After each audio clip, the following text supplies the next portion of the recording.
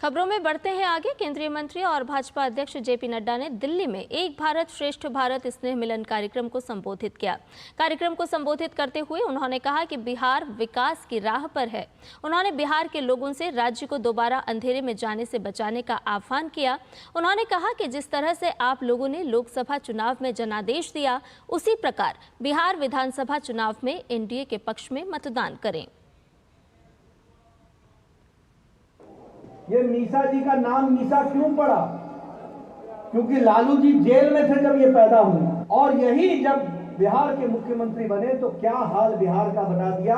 बोलो, जंगल राज था कि नहीं था? आप बताइए, डॉक्टर वहां से पलायन हुए थे कि नहीं हुए थे? आप बताइए, अपहरण उद्योग था कि नहीं था? डॉक्टरों को उठा लिया जाता था कि नहीं उठा लिया जाता? तो बोलो, बिहार में अंधेरा छाया था कि नहीं छाया था? और नीतीश जी के राज में उजाला आया कि नहीं आया? मोदी जी के राज में आगे बढ़ा कि नहीं बढ़ा? दिल्ली आपने संभाल लिया, अब बिहार की जो आवश्यकता है उसको हमको